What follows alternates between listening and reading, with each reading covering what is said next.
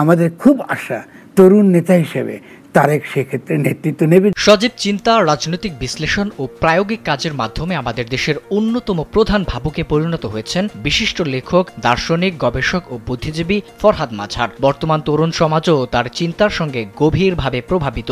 এই বিপ্লবে যেসব তরুণরা নেতৃত্বে রয়েছেন তারা প্রত্যক্ষ ও পরোক্ষভাবে ফরহাদ মাঝহারের চিন্তা ও নতুন বাংলাদেশের রূপরেখা দ্বারা প্রভাবিত। দেশের বর্তমান পরিস্থিতিতে বিভিন্ন রাজনৈতিক দল, অন্তর্বর্তী সরকার, নির্বাচন এবং আনুষ্ঠানিক বিষয় নিয়ে শুক্রবার একটি বেসরকারি টেলিভিশনে বলা না বলা শিরোনামে এক সাক্ষাৎকারে নিজের প্রত্যাশার কথা জানিয়েছেন তিনি, যেখানে দেশ গঠনে তারেক রহমানকে নেতৃত্ব নিতে হবে বলে বিভিন্ন যুক্তি উপস্থাপন করেছেন এই রাষ্ট্রচিন্তক।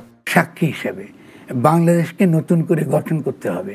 বেসরকারি টেলিভিশনে দেওয়া সেই সাক্ষাৎকারে এক পর্যায়ে তারেক রহমানের নেতৃত্ব নিয়ে আলোচনা করতে গিয়ে তিনি বলেন, বাংলাদেশকে নতুন করে গঠন করতে হবে, এটা আসবেই, আপনি এটা ঠেকাতে পারবেন না। সেক্ষেত্রে আমাদের খুব আশা তারেক এই নেতৃত্ব নেবে। যদি তিনি সেই নেতৃত্ব নিতে চায় তাহলে আমাদের কথা তাকে শুনতে হবে, সমালোচনা করতে দিতে হবে। তারেক তো নিঃসন্দেহে একটা দলের তিনি আছেন, একটা দায়িত্বে, তিনি গুরুত্বপূর্ণ দায়িত্বে আছেন। বিশেষ ওই সাক্ষাৎকারে ফরহাদ মাঝহার বলেন, তারেক রহমান একটি রাজনৈতিক দলের গুরুত্বপূর্ণ দায়িত্বে রয়েছেন। তিনি চেষ্টা করছেন প্রতিহিংসার রাজনীতি করবে না। এটা অত্যন্ত গুরুত্বপূর্ণ বিষয়। এটা নানাভাবে তরুণদের আকর্ষণ করেছে। তারেক রহমানকে আপনি পছন্দ করেন আর না করেন, তরুণদের মাঝে তার একটা গ্রহণযোগ্যতা রয়েছে।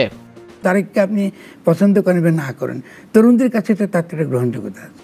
বিশিষ্ট এই বুদ্ধিজীবী বলেন, তরুণদের আমি বলবো, আপনারা ইচ্ছে করলে তারেকের বিরুদ্ধে ক্যাম্পেইন করে আপনারা তারেককে মুছে ফেলতে পারবেন না। এটা হবে না, এ কথা বলাও আইনগত ভুল। তারা যদি বলে থাকে এটা ভুল করে বলতে পারে। আমরা এক ফ্যাসিস্ট গেছে, আরেক ফ্যাসিস্ট আনতে চাই না। এটা বিএনপিকে ইঙ্গিত করে বলা হয়েছে, এটা বলার দরকার নেই। আমাদের বলা উচিত এটা আমাদের দেশ, এবং বিএনপির কাছে দাবি করে বলা উচিত এই দেশ গড়বার ক্ষেত্রে আপনাদেরও দায় আছে। খালি তফাৎটা হবে তারেকের সঙ্গে আমার, সংস্কার না বলে তারা যদি গঠন বলতো তাহলে আজকে বাংলাদেশের নেতা আকারে তারেক হাজির হয়ে যেত নতুনভাবে। সাক্ষাৎকারের এক পর্যায়ে ফরহাদ মাঝহার বলেন, তারেক রহমান ইতিমধ্যে আগামী দিনের গঠনতন্ত্র কি হতে পারে তার একটা মতামত তিনি দিতে পেরেছেন। বিএনপির 1972 সালের সংবিধান টেনে নেওয়ার কোনো যুক্তি নাই। বিএনপি বলতে পারে এদেশের জন্য 72 সালের সংবিধান কোনো দরকার নেই। আমরা আমাদের দেশের জন্য উপযোগী একটা গঠনতন্ত্র প্রণয়ন করব এবং সেটা করার জন্য এই সরকারকে সহযোগিতা করব।